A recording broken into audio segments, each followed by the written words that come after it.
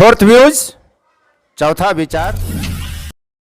नमस्कार, मैं उपेंद्र कश्यप। इसके बाद इमरजेंसी लगता है, इमरजेंसी के बाद बेलछी कांड होता है बिहार में, और फिर से माइलेज मिलता है उनको, इंदिरा गांधी को, और इस तरह से पॉलिटिक्स आगे बिहार की बढ़ रही है। और और यहीं पे और देखना पड़ेगा कि यादव नेता और कुर्मी नेताओं का संख्या बढ़ रही है दिन ब दिन। हर विधानसभा में यादव नेता बढ़ते जा रहे हैं। संजू जी, यादव नेता बढ़ रहे हैं, मतलब जो मजबूत जातियां हैं, कुर्मी बढ़ रहे हैं, कोयरी बढ़ रहे हैं, लेकिन जिस समुदाय का उन्होंने नेतृत्व किया, जागरूक करने का काम किया कर्पूरी ठाकुर ने, जो 100 से अधिक जातियां हैं ऐसी जो लगभग 1% है कमजोर जातियां, जो आज अति पिछड़ी जातियां बताई जा रही हैं, उनका कल्याण तो नहीं हो रहा है। उनमें आज भी सशक्तिकरण उनका नहीं हो पाया है। कुछ हद तक आप देखेंगे तो चंद्रवंशी समाज आगे आया है, अति पिछड़ों के नाम पर सबसे सशक्त समाज वही दिख रहा है, चंद्रवंशी समाज। ऐसा है कि जातियों का तो कल्याण नहीं हो रहा है। और खुद हज्जाम, जिसे नाइक कहते हैं, ठाकुर कहते हैं, कर्पूरी ठाकुर की जाति, वो भी कहीं नहीं दिखता है। ऐसा है कि अति पिछड़ी जातियां जिनको कहा जाता है, उनका छोटा छोटा चंक है बिहार में। कोई 1%, कोई 1.5%, कोई 2%, कोई 3%, कोई 2.5%, इस तरह से है। अब इसके बरक्स देखिए, जिसको हम दबंग कहते हैं, दबंग पिछड़ी जातियां, यादव 14% हैं, कुर्मी तो खैर 2.5% हैं, कोयरी शायद 4 से 5% हैं। तो इस तरह से तो अब इनका है कि संख्या बल के आधार पर एक अपना समीकरण खड़ा हो जाता है, तो एक सहजता हो जाती। जैसे यादव समाज जो है, लालू के आने के बाद से लगातार विधानसभा में उसका रिप्रेजेंटेशन बढ़ा, क्योंकि उनको मुसलमान का एक कॉम्बिनेशन मिल गया, और जिस जगह जिस जाति का और कुछ मिल गया कॉम्बिनेशन, तो उनका संख्या बढ़ता गया। दूसरा क्या हुआ कि पिछड़े वर्ग के नाम पर, सामाजिक न्याय के नाम पर, यह सच्चाई है, ये सारी मलाई काटी है यादव समाज ने, और उसके बाद अब कहिए तो कुछ कुर्मी समाज ने, और बाकी पिछड़े बिल्कुल एक तरह से हम कहें काफी हद तक मार्जिनलाइज रह गए।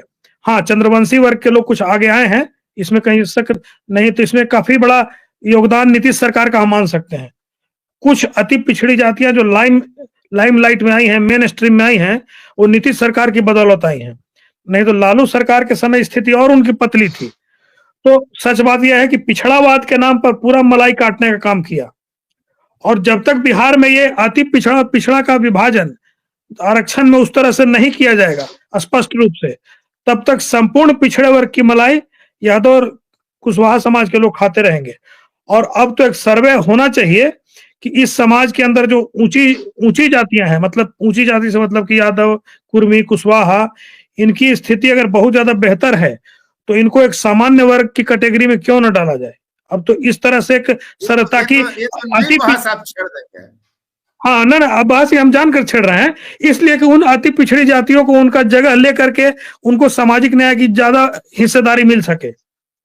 तो अभी तक वो इसलिए दबे हुए हैं कि पिछड़ावाद के अम्ब्रेला के नीचे वो एक तरह से ढका हुआ था ये मामला, लेकिन ये बहुत दिन तक ढका नहीं रहेगा। अंततः अति पिछड़े वर्ग के लोग अपने अधिकार के लिए, अपने हक के लिए आगे आएंगे, और जब आगे आएंगे तब पता चलेगा कि उनको किस तरह से सहभागिता मिलती है। बहुत दिन तक इसको इस अम्ब्रेला के नीचे, पिछड़ावाद के बृहत्तर छाता के नीचे दबा करके नहीं रखा जा सकता है। यहाँ तो संजू जी ये भी खतरा है ना कि अगर पिछड़ों को, यादव, कुशवाहा और कुर्मी को अगर सामान्य श्रेणी में डाल दिया जाए, तो पहले से जो सामान्य जातियां हैं, राजपूत, ब्राह्मण, भूमिहार, ये लोग एक वर्ग बना ले और फिर बराबर सत्ता में ही रहे, बाकी सभी चले जाए। वो ऐसा नहीं हो पाएगा ना, नहीं देख सकता है कि हम राजनीति में आए। ऐसा हुआ ही नहीं है। देखिए, कम संख्या में जातियां हैं, तो यही नहीं हुआ है कि वो सामान्य जाति तो उनको घोषित नहीं किया गया है, लेकिन अगर मान लीजिए कि यादव, कुर्मी और कुशवाहा 3 सशक्त पिछड़ी जातियां हैं, जब 1931 में जनगणना हुआ था, तब ये कहा गया कि सवर्णों के बाद सबसे अधिक अंग्रेजी जानने वाली जाति कुर्मियों की थी। बिल्कुल बिल्कुल। तो अगर इनको, कुर्मी को, कुशवाहा को और यादव को अगर सामान्य श्रेणी में डाल दिया जाए, फॉरवर्ड मान लिया जाए, तो ये 3 जातियां और इनके साथ 3 और जातियां मिल जाएंगे, ब्राह्मण, राजपूत और भूमिहार। तो बाकी 4 जातियां। लाला तो बहुत कम आबादी मान लीजिए है, वो तो 0। लाला जी को भी मान लीजिए, श्रीवास्तव जी को, तो ये 6-7 जातियों का जो मिश्रण होगा, तो इनका तो एक अलग वर्ग बन जाएगा, और फिर तो इन जातियों के अलावा जो जातियां हैं वो तो कहीं नहीं दिखेंगे। नहीं, ऐसा संभव ही नहीं है, क्योंकि सबका पॉलिटिकल अफिलिएशन अलग अलग है। इसे सवर्ण समाज में ही देख लीजिए। लंबे समय तक आपने देखा होगा कि बिहार की राजनीति में राजपूत और भूमिहार आमने सामने खड़े रहते थे। ये बहुत लंबा दौर चला श्री बाबू के बाद से, श्री बाबू के समय से ही काफी हद तक। हाँ, लालू के रिजीम में जब हुआ कि ये कथित तौर पर इन अगड़ी जातियों को प्रताड़ित किया जाने लगा, एक मोर्चा भाजपा के पीछे गोलबंद हो गया इनका। तो गोलबंद जरूर हुआ, लेकिन इनको दूसरी पिछड़ी जातियों का सहयोग मिला, तभी वो प्रभावकारी साबित हुआ। इनके गोलबंद होने मात्र से कुछ नहीं होता है। तो ये चीज है, इसलिए अगर ये 6 या 7 मान लिया जाए थोड़ी देर के लिए, तो इनके एक फोरम पर, एक प्लेटफॉर्म पर, एक राजनीतिक रुझान के साथ सामने आने की संभावना बहुत कम है, न के बराबर है। ले पंकज भाई, जैसा संजीव जी कह रहे हैं, यहाँ तो एक सवाल ये भी उठता है ना कि जैसे आज सवर्ण समुदाय एक है, हालांकि एक दूसरे की खिलाफत भी है, लेकिन कई मोर्चों पर एक हो जाते हैं।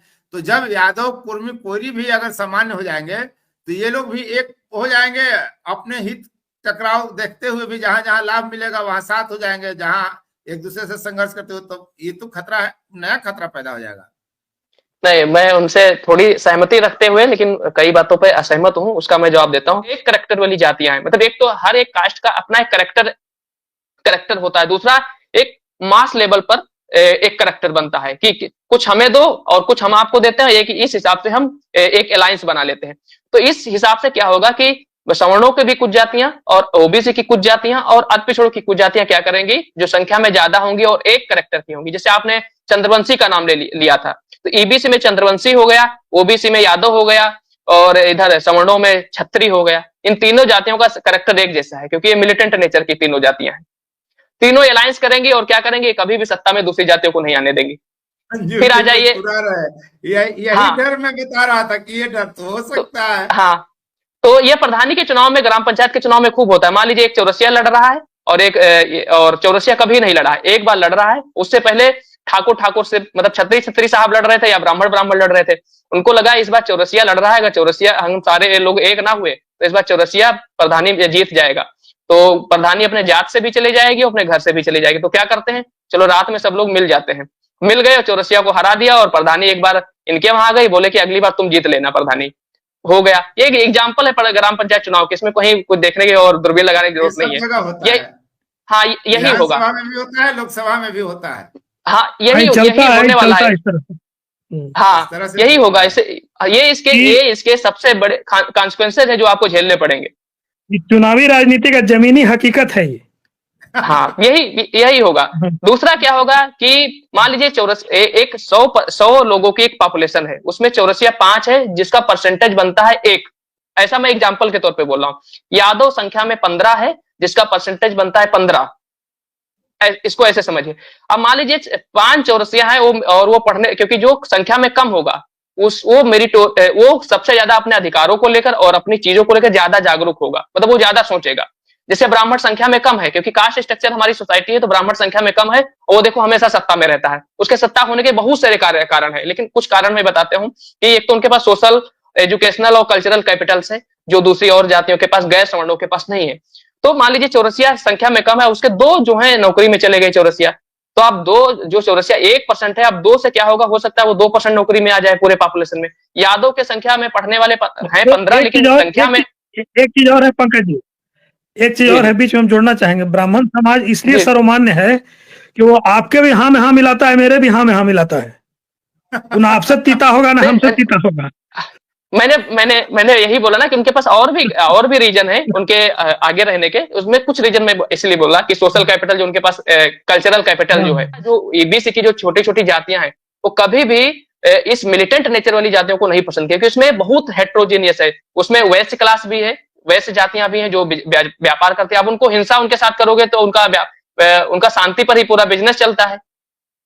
अगर वो हिंसा करोगे तो वोट क्यों देंगे आपको। 4th व्यूज, चौथा विचार, बाकी